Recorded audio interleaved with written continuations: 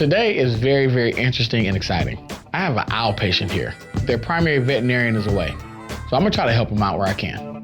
Hi. How y'all doing? I'm Dr. Blue. I'm Gwen Scott. I'm Maria. All right, nice to meet you all. Yesterday at the wildlife park, one of our owls we noticed had an eye injury, and we saw that it was really bad. And so they were able to get us in here right away. I'm glad you guys caught me. We never want to take the risk of losing an eye. Let's go ahead and get the owl out to see what we got going here. Okay, we have our gloves. We brought you one just in case. Okay, all right. They have big talons, so we want to be prepared in case. Yeah. So with owls, you definitely got to be cautious. These guys got sharp beaks, sharp talons. They can rip through flesh. So you got to be real careful with that. This is quite an exciting day for me. You know, I don't see owls that often at all, if ever. This great horned owl is really, really cool, but this eye looks pretty bad. I'm concerned with it. What is her name? Girl owl, very original. You see her big old feet. Mm-hmm. Those talons are the real deal. There we go. Oh, there we go.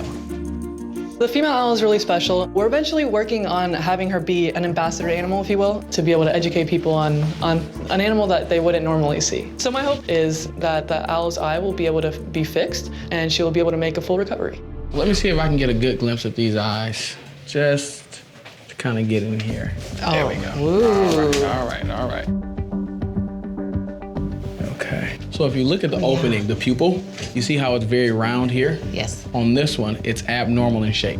I think that it could have been a foreign object actually poking to the eye. I have seen with chickens and things like that, collecting sticks and twigs for their nesting, bending down and actually something puncturing the eye. Okay. Okay, what I definitely like to do is go over everything in totality. You know, I have all my instruments in the back that we can look at the eye.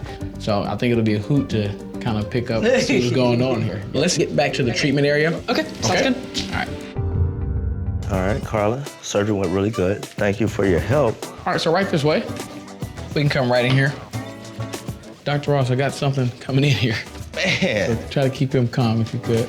Bruh, we have an owl. Yeah. We need to have this eye looked at.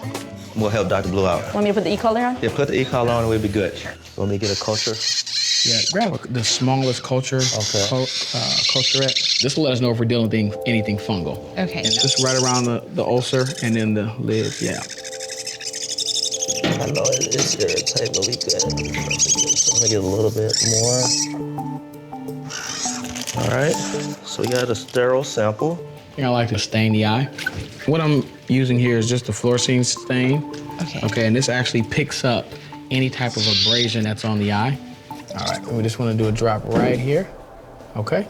Do you mind hitting that light for me? Okay. So you see that raised area?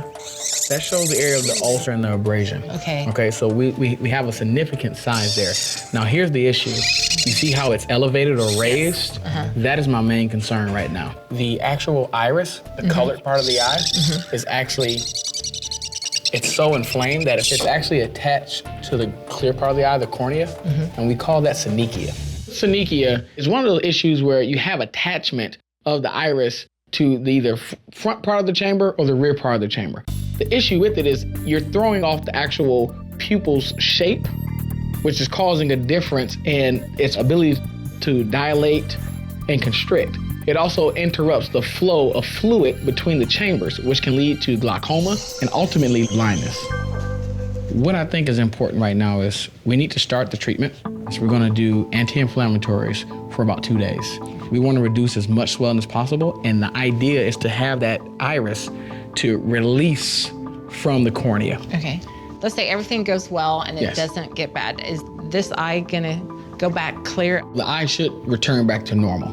If we don't have any improvement, then I definitely want you to go see an ophthalmologist about this, because she could lose the eye because of the trauma that has occurred. Even though girl owl is an animal that's in captivity, you know, her eyes, like any animal's eyes, is very important. They use them to hunt, they use them as nighttime vision. For them to adjust to life without that, it's gotta be traumatic. So hopefully we can fix the eye. I wanna see her back in about 2 days. Of course, if things look worse, tomorrow, tonight, then we need to get her in right away. But the important thing is gonna be to watch it like a hawk. Watch it like an owl. Whoa! Look like she wanna do some work for us over there.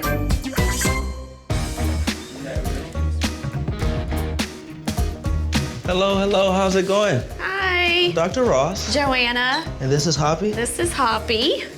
And I'm looking over the record and I see that Hoppy's here for a consult about his limb. Yes, sir. It does seem to cause him some pain. And that's the reason I wanted you to look at him. I rescued Hoppy from the shelter. He was set to be euthanized. Okay. His leg was deformed like this. You wanna come over So we here? don't know a lot about him before that. He's a very sweet boy. While looking at Hoppy's limb, a list of differentials do come out to me.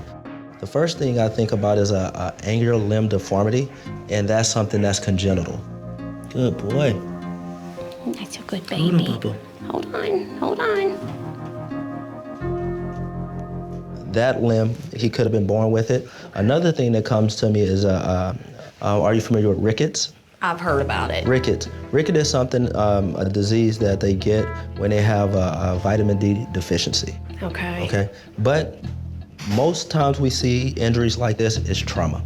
Hit by a car, fell off the bed, broke the limb at a young age, and it starts to develop and heal abnormally. Okay. If it didn't get the special attention that it needs. Okay. We're gonna start off with doing some x-rays, but the x-rays will let us know in totality what's going on with that limb. Sadly, a lot of shelter dogs have been abandoned and abused. So my gut's telling me that trauma could be the reason why Hoppy's leg is the way it is. But we're gonna look at these x-rays and figure out what's going on with Hoppy.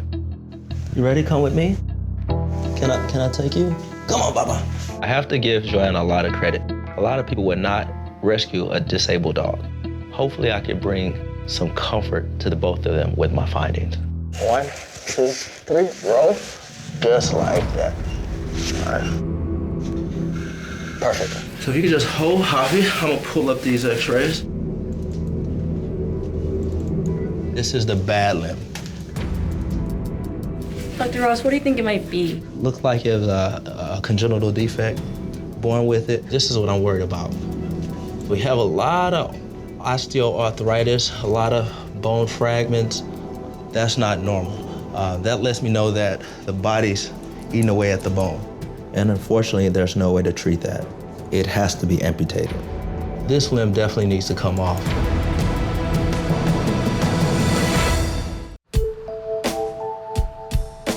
So looking at these limbs side by side, because you can see the texture of this particular bone here is not as dense as this bone. It almost looks translucent, meaning that you can see through it.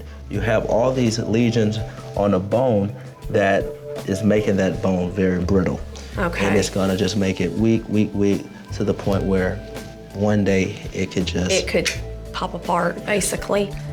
So it's just eating away at itself. Yes. Unfortunately, this is a degenerative disorder, so it worsens with time. If we don't take care of this, the bone can crumble and cause severe pain. Looking at these x-rays, I recommend going ahead and removing that limb. Okay. No owner wants to hear the news that their baby's gonna have to lose a limb. But there's actually happy three-legged dogs. And I'm positive that Hoppy will be no exception. It's okay. Mama loves you. I know. I love you. You're gonna be okay. Yeah. I know it's a hard pill to swallow. It's a very hard decision to remove his leg because I feel like this should have never happened to him. I just feel bad that he's 2 years old and he's got to lose his leg. You know, that he couldn't have had just a normal life and not have to go through anything. He has a long life ahead of him. The thing we don't want is for him to be uncomfortable for the next 3 to 8 years of his life. And that's not a decision that you have to make now. You can sleep on it, you can call me, and we can talk about it farther in depth.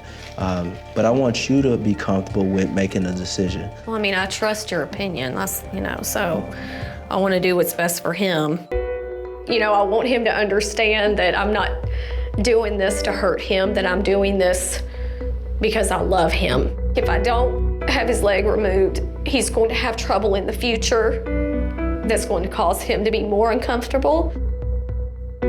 So it's a decision that I feel like I have to make while he's young enough to be able to cope with having 3 legs. I love you. Okay.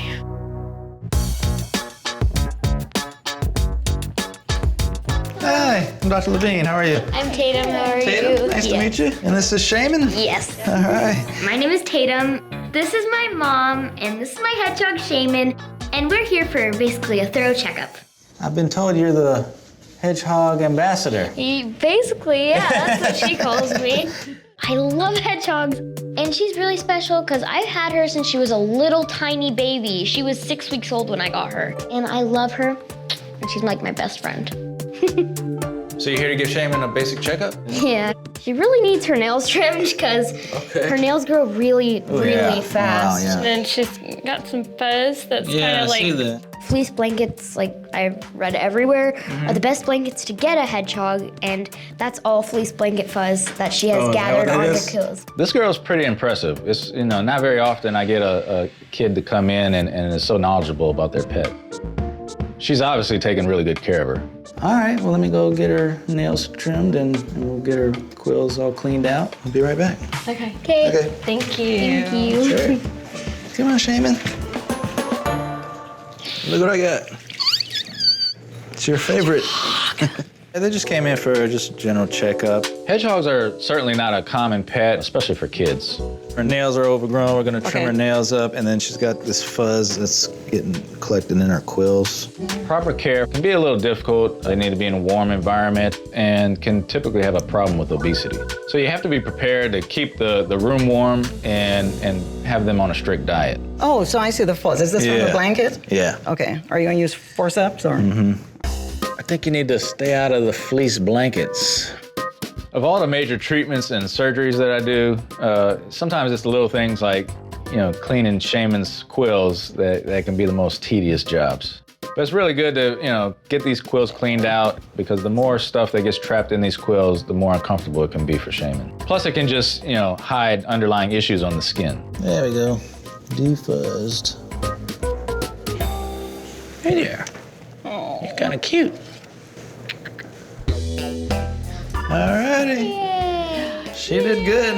Oh, she looks so clean. Yeah, it took a little Did you while give her a bath to too? get all that. I was able to look in her mouth. Her teeth look good. She looks very healthy. She's not overweight. You're doing an excellent job taking care of her. I think you are the ambassador. Oh. I'm really happy with this treatment because her nails look fabulous and she has no more fuzz and she's healthy. Nice to meet you. Nice to meet you too. Nice to meet you Nice too. meeting you. Take care. Thank you, you too.